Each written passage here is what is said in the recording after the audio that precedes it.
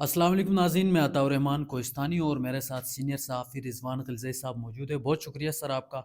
आज बेसिकली कुछ 3-4 ख़बरें हैं वो आपके सामने रखेंगे। सबसे पहले आपको बताएँ कि सुहेल अफ़रीदी वज़ीर आला बनने के बाद पहला जो है वो दौरा करेंगे लाहौर का, वहाँ उनकी क्या एक्टिविटीज़ होंगी उस हवाले से आपको बताएँगे। इसके साथ-साथ नाज़रीन आज उन्होंने वादी बाड़ा एक एरिया है वहाँ पे गए, लोगों से मिले, वहाँ पे उन्होंने एक स्पीच की, बातचीत वहाँ पे की, लोगों से मिले।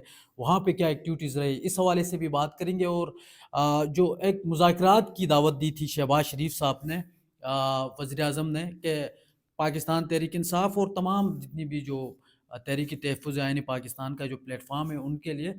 तो तहरीक-इंसाफ़ ने कल तो उसको डिनाई किया था लेकिन तहरीक-ए-तहफ़्फ़ुज़ आइन पाकिस्तान ने उसको खुश आइन करार दिया है और उन्होंने भी मुज़ाकरात करने पे वो आमदा हुए हैं, तो फिर अब ये मुज़ाकरात होंगे या नहीं, इस हवाले से भी बात करेंगे। रिज़वान भाई, थैंक यू वेरी मच। सबसे पहले ये बताइएगा कि सर ये जो लाहौर का विज़िट करने जा रहे हैं, पहला विज़िट होगा सुहेल अफरीदी साहब का, तो क्या एक्टिविटीज़ होंगी?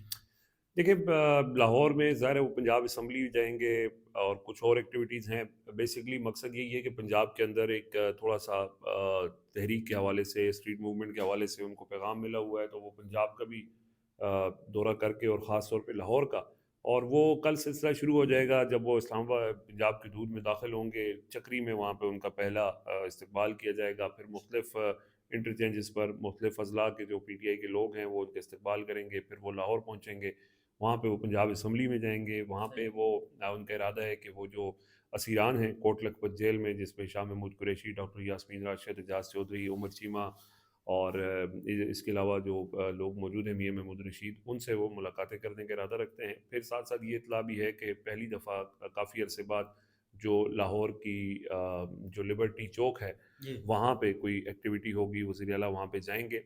और बेसिकली मकसद यही है कि इस वक्त पंजाब के अंदर चूँकि एक अमलन मार्शल लॉ मरीम नवाज़ साहिबा ने कायम किया हुआ है पंजाब में, तो बहुत मुश्किल से कोई पीटीआई सियासी हिकमत अमली सियासी जो एक्टिविटी है वो कर पाती है। तो उसी सिचुएशन में अब ये है कि सुहेल आफरीदी चूँकि वज़ीर आला हैं और उनको वहाँ पे वो जाएँगे, वहाँ पे जहाँ पे भी वो जाएँगे वहाँ पे एक एक्टिविटी जनरेट होगी और वो 2 दिन लाहौर में गुज़ारेंगे। जी। और वहाँ पे ज़ाहिर है पीटीआई जहाँ पे जहाँ-जहाँ वो जाएँगे वहाँ पे एक पॉलिटिकल एक्टिविटी भी होगी, और साथ-साथ वो जो स्ट्रीट मूवमेंट का उनको ये इमरान खान ने कहा है कि वो तैयारी करें, तो वो जी। खैबर पख्तूनख्वा में तो वो जलसे और इस तरह की चीज़ें करते रहें, वहाँ पे कोई रुकावट नहीं है। लेकिन बाकी जो शहर हैं, ख़ास तौर पे पंजाब के जो शहर हैं, वहाँ पे वो पहले मरहले में लाहौर जाएँगे, फिर बाकी शहरों में जाने का इरादा भी रखते हैं। कराची और क्वेटा भी वो जाएँगे, और इस हवाले से भी आने वाले दिनों में उनका जो शेड्यूल है, प्लान है, वो सामने आ जाएगा।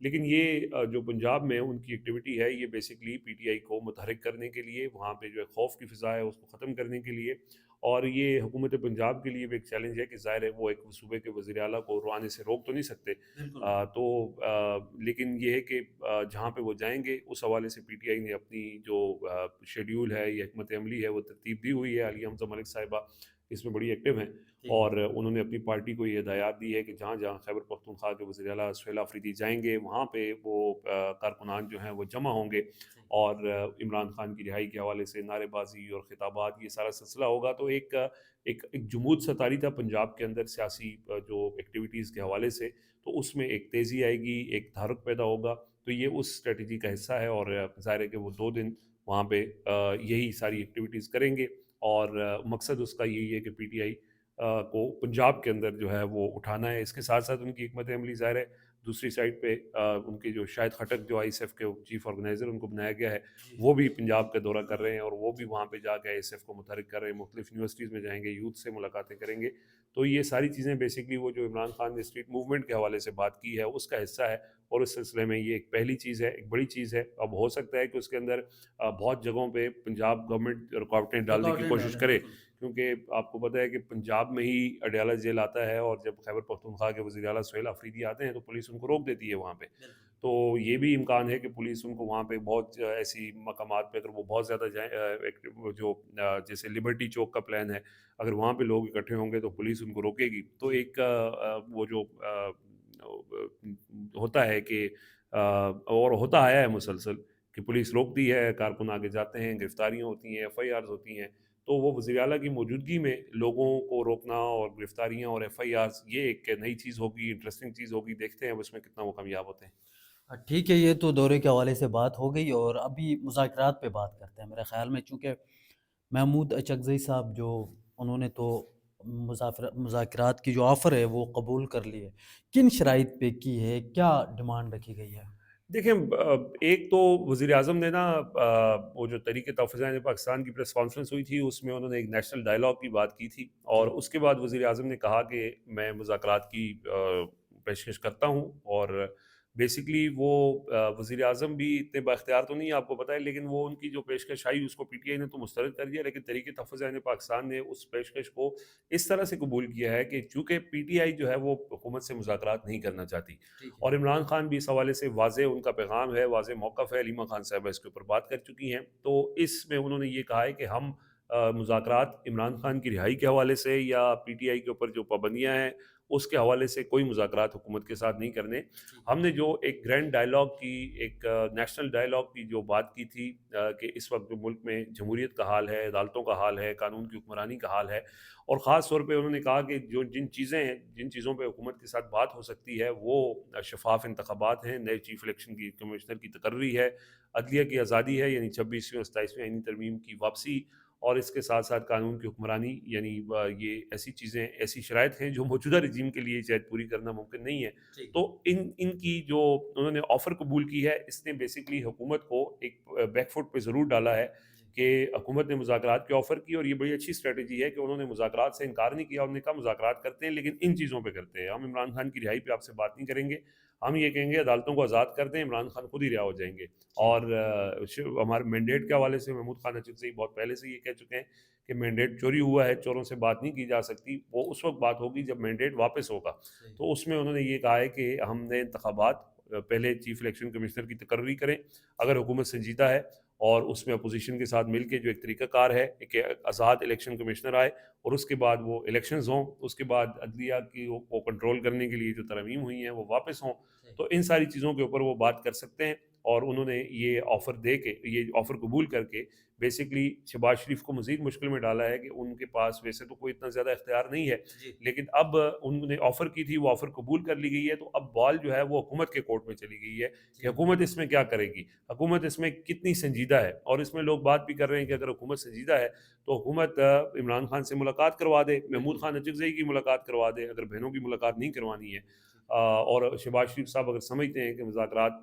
में वो संजीदा हैं, तो एक तो वो मुलाकातें करवाएँ, दूसरा उसमें फिर वो फवाद चौधरी वगैरह भी जो कोशिश कर रहे हैं और जो एक सिलसिला शुरू हुआ है कि कोई कोई डायलॉग की बात हो, तो उसमें यही है कि वो कहते हैं कि जी कोट लखपत जेल में जो कैद जो असीरान हैं, है। उनको शाह रिहा महमूद कुरैशी हैं, डॉक्टर यास्मीन राशिद हैं, उनको रिहा करके और उनको इमरान खान के पास भेजें।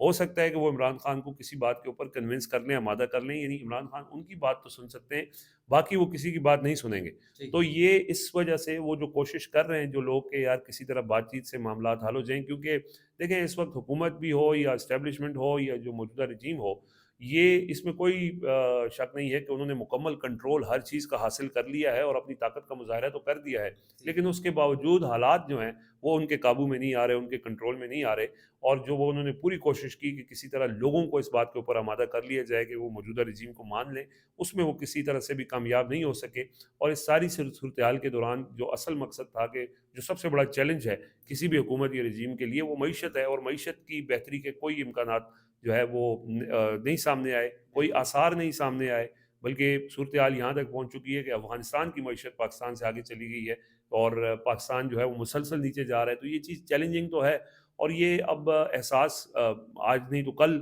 जो रजीम है उनको हो तो जाएगा कि इस तरह से आप सूरत-हाल को कंट्रोल करने और के मेरे लिए अपनी ख़्याल में हो ताकत भी का रहा है सर थोड़ा-थोड़ा। अब इस चीज़ का वैसे इम्कान मुझे तो नहीं लगता, क्योंकि अगर होता तो बहुत पहले हो जाता, क्योंकि नज़र आ रहा था सबको, आम आदमी को नज़र आ रहा था कि पाकिस्तान एक तबाही के रास्ते पे जा रहा है, जी, लेकिन उसके बावजूद उसी रास्ते को इख्तियार किए रखा। तो अब अगर किसी को लगता है कि अब जाके समझ आ जाएगी, मेरा ख़्याल है अभी भी शायद समझ नहीं आएगी। जी, ये मज़ीद जब तक तबाही नहीं होगी, तबाही और बर्बादी जिस तरह से हो चुकी है, क्योंकि जो ज़ाहिर है जो अरबाब इख्तियार हैं उनको तो इससे कोई परवाह नहीं है।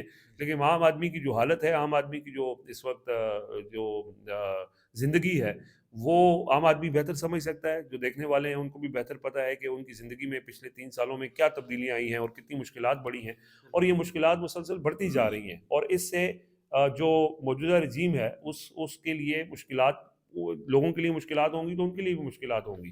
और ज़ाहिर है मईशत नहीं चल रही और यही एक ऐसी चीज़ है कि मईशत उस वक़्त तक नहीं चलेगी जब तक कानून की हुक्मरानी नहीं होगी और कानून की हुक्मरानी के लिए जो महमूद खान अचकज़ई ने कहा है कि इस पे बात करते हैं, तो इस पे अगर अकल से बाद ये सेंस प्रिवेल करेगी या अकल प्रिवेल करेगी, तो ये बात हो सकती है लेकिन बदकिस्मती ये है कि पिछले 2-3 साल आप उठा के देख लें, किसी भी मौके के ऊपर सेंस या अकल ने प्रिवेल नहीं किया है। जी। हमेशा ताकत ने प्रिवेल किया है और ताकत के ज़रिए ही चीज़ें कंट्रोल की गई हैं और अभी भी कंट्रोल की जा सकती हैं। जो हम बात कर रहे थे, आपने अपने इंट्रो के अंदर बात की है कि खैबर पख्तूनख्वा में आज भी वज़ीर आला खैबर पख्तूनख्वा सुहेल आफरीदी वो ज़िला खैबर की तहसील बाड़ा में गए हुए थे, जो उनका अपना आबाई हल्का है।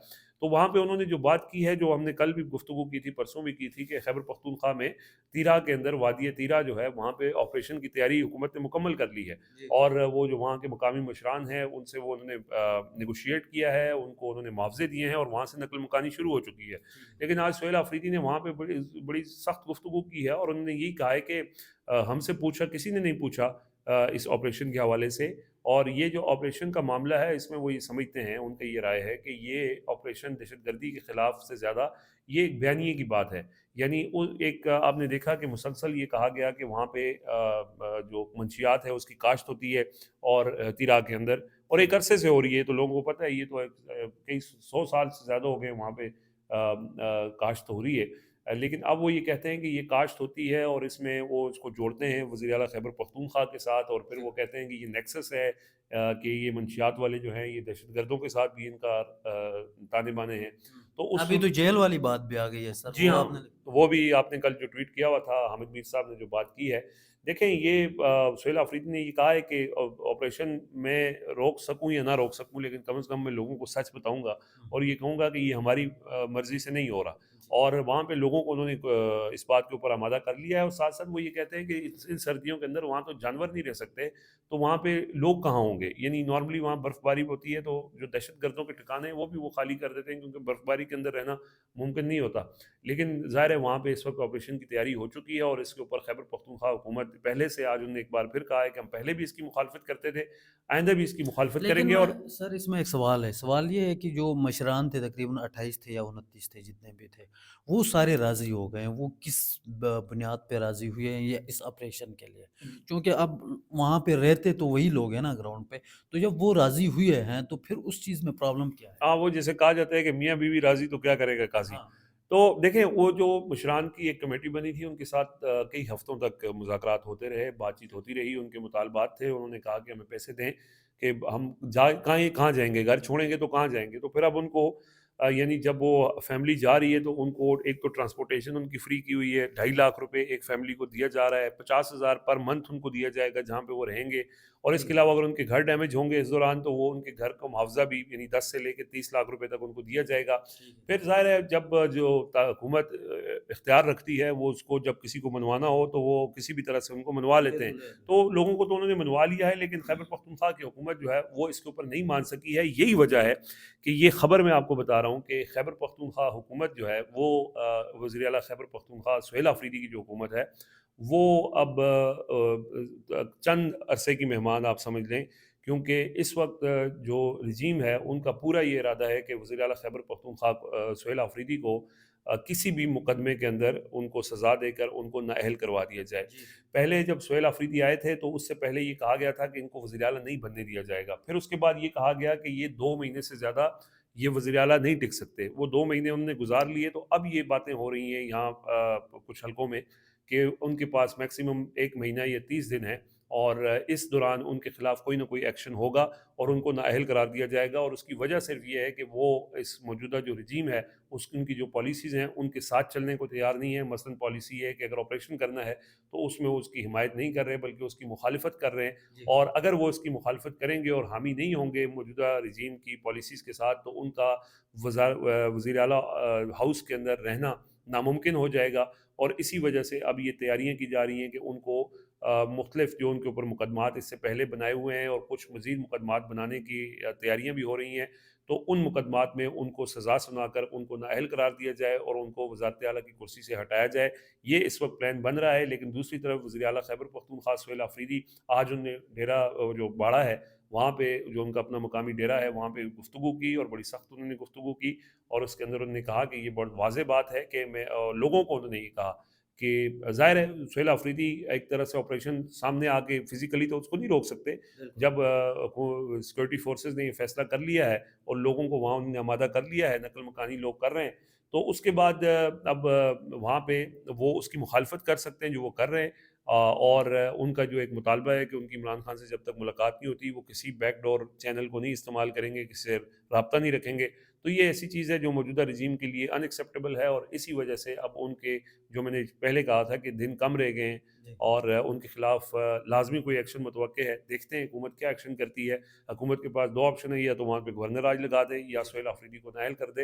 लेकिन सुहेल आफरीदी को नाअहल करने के बाद क्या होगा कि नया जो आएगा फिर वो भी अगर नहीं होगा तो फिर उसको नाअहल करना पड़ेगा, जी। फिर नया वज़ीर आला लगाना पड़ेगा। तो ये या फिर अली अमीन गंडापुर जैसा कोई वज़ीर आला आ जाए जो रजीम के साथ चले, ठीक। तो वो एक लंबे अरसे तक हुकूमत कर सकता है। लेकिन अगर अली अमीन गंडापुर जैसा वज़ीर आला आएगा तो वो इमरान खान के लिए कबूल नहीं है, और जी। अगर सुहेल आफरीदी जैसा वज़ीर आला आएगा तो वो मौजूदा रजीम के लिए कबूल नहीं है। और इस सारी सूरत हाल में बदकिस्मती से खैबर पख्तूनख्वा के जो अवाम है जी। वो उससे मुतासिर होंगे और उसमें उसमें पिसेंगे। और इस चीज़ का किसी को ख्याल नहीं है कि अवाम खैबर पख्तूनख्वा के हों, पंजाब के हों, इस्लामाबाद के हों, कश्मीर, जीबी, सिंध, बलूचिस्तान, जहाँ के भी हों, लोगों की सफ़रिंग से किसी को कोई मसला नहीं है। असल मसला ये है कि जो पॉलिसीज़ हैं, जो जिनके ऊपर अमल करना है, वो हर सूरत पूरी करनी है और उसमें जो रुकावट बनेगा वो वज़ीर आला होगा या वज़ीर आज़म होगा। वो तो आपको पता है कि फिर उनकी कोई इतनी अहमियत नहीं समझी जाती। जी। और इस वक्त आपको पता है अदालतें हों या इलेक्शन कमीशन हो, वो इस रजीम के ताबे हैं। जिस तरह वो चाहेंगे वो फ़ैसला कर देंगे और वो फ़ैसलों के ज़रिए इम्कान यही है कि वो अब सुहेल आफरीदी के खिलाफ एक्शन तेज़ होगा। अब जी। सुहेल आफरीदी की इसके ऊपर क्या स्ट्रैटेजी है, वो देखनी इंपॉर्टेंट है कि वो क्या जो उनसे ये उम्मीद भी है कि वो स्ट्रीट मूवमेंट चलाएँगे या लॉन्ग मार्च करेंगे, वो उस हवाले से क्या उनका प्लान है, जी। किस तरह वो इसको टैकल करते हैं। अगर वो अपनी उन्होंने ज़ाहिर है सर्वाइव करना है, तो उनको अपना एक जारहाना उनकी जो हिकमत अमली है, या तो उन्हें तर्क करनी पड़ेगी और सिस्टम के साथ चलना पड़ेगा, या या फिर जारहाना हिकमत अमली जारी रखते हुए सिस्टम का मुकाबला करते हैं वो, ये अब आने वाले दिनों में ही पता चलेगा। ठीक है जी, बहुत शुक्रिया सर, मेरे ख़्याल में टाइम भी काफ़ी हो गया। नाज़रीन, उम्मीद करते हैं कि ये व्लॉग आपको पसंद आया होगा। इंशाल्लाह मिलेंगे अगले व्लॉग में, तब तक के लिए इजाज़त दीजिए। अल्लाह हाफ़िज़।